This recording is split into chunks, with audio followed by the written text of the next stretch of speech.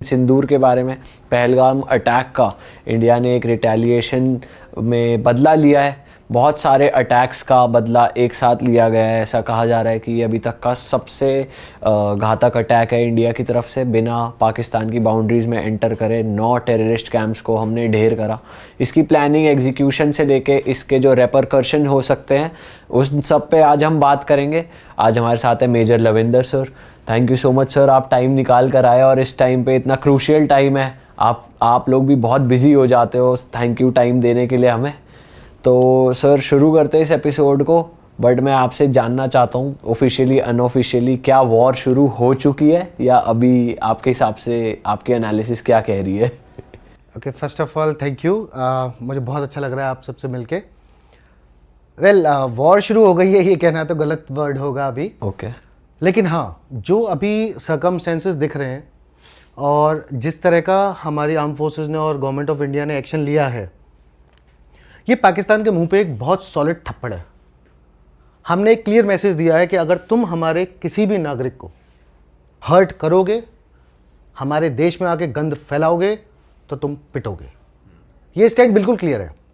लेकिन जो रिटेलिएशन किया, हम उनकी बाउंड्री में नहीं गए। हमने लाइन ऑफ कंट्रोल भी क्रॉस नहीं किया, हमने आई भी क्रॉस नहीं किया। हमने जो टारगेट किया बड़ा प्रिसीशन किया।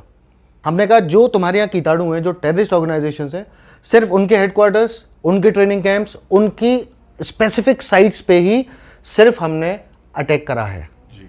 हमने कोई सिविलियंस को नहीं किया, कोई मिलिट्री इंस्टॉलेशंस को नहीं किया। तो अगर पाकिस्तान को वॉर करना है तू आ जा, हमने शुरू नहीं किया है। तुमने गंद मचाई, हमने उसको साफ किया। अब ये डिपेंड करेगा पाकिस्तान के ऊपर कि पाकिस्तान क्या ऑप्शन चूज करता है। और सर, जैसे ऑपरेशन सिंदूर में जो भी लोकेशंस टैप करी इंडियन आर्मी में जो डिस्ट्रॉय हुई हैं, और मैं बेसिकली जानना चाहता हूँ कि क्या आर्मी को पहले से ही पता था एग्जैक्ट लोकेशंस की कहाँ पे हमला करना है, और कब तक इस लोकेशंस की रिसर्च चलती रहती है?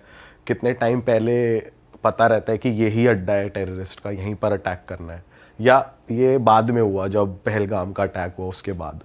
ओके, तो मैं इस पे आपको ना एक चीज़ बताता हूँ। जैसे कोई भी अटैक होता है, कुछ भी होता है ना, तो हम क्या बोलते हैं, इंटेलिजेंस एजेंसीज कहाँ थी, रॉ क्या कर रही थी, IBMI, सबको हम गाली देना शुरू कर देते हैं। पर मैं आपको एक चीज़ बताता हूँ कि ये जो अटैक्स होते हैं और जो टेररिस्ट ऑर्गेनाइजेशंस हैं और इनके कैंप्स हैं, ये सब मूव होते हैं। ये एक जगह नहीं बैठे। उनको पता है कि अगर एक जगह बैठेंगे, इंडिया को टाइम मिलेगा, इंडिया कभी भी अटैक कर सकता है, राइट? तो वो भी अपनी टैक्टिक्स लगाते हैं और मूव करते रहते हैं। तो हमारी जो इंट एजेंसीज हैं वो भी कंटिन्यूअसली इनके पीछे कर रही होती हैं और इनकी इंफॉर्मेशन रख रहे होते हैं कि आज कहाँ है, कब कहाँ है। तो ये इंफॉर्मेशन हमेशा हमारे पास रहती है, बस उसको रियल टाइम में कन्वर्ट करना होता है। ओके। कि कल वहाँ थे, पर जब आप अटैक करोगे तो कोई भी आप अटैक करते हो तो ऐसा नहीं होता कि कल कहाँ थे, बोलो अभी कहाँ हैं। ओके, राइट, अभी कहाँ हैं।